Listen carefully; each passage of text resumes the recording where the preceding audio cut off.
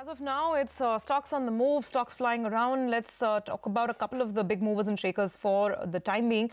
There is a lot of movement on IRB infra as well today. So this is one pocket that also seems to be excited. Almost 6%, 6.5% up on IRB as we speak. Check out some of the NBFCs like Repco Home Finance, an 8.5% up move right now, days high on that stock as well.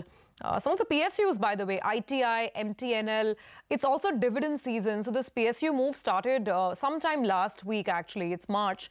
And perhaps it's anticipation of higher payouts from all of these public sector companies that's getting investors excited even about this. So that's a big block deal, by the way, Rima, on Avenue Super. That's 1.8% of the company's equity. Moving on, let's get Avenue Super on the screens. Let's see how the DMart stock is reacting to that news flow. Wow, that's an interesting block deal. Absolutely, and it's a company which is low float in any case. So Avenue Supermarts is reacting.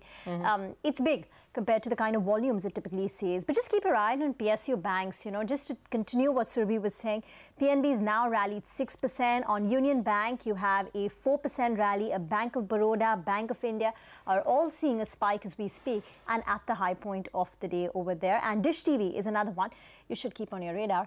Stocks are pretty excited. So here's what we'll do. We'll get you some corporate opinion then. Thoughts coming in from Sajjan Jindal, the chairman of the JSW Group, on the future of electric vehicles as well as steel exports.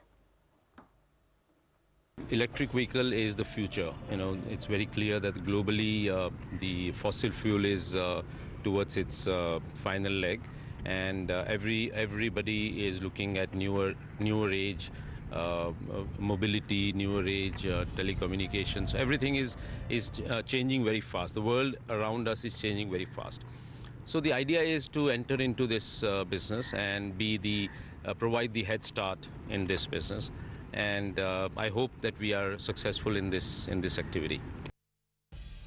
If you look at China, they have already far ahead of India on electric vehicles and the electric mobility rather. And I'm sure India has to move very quickly onto this, because we are dependent on 100% or 80% of our oil is imported.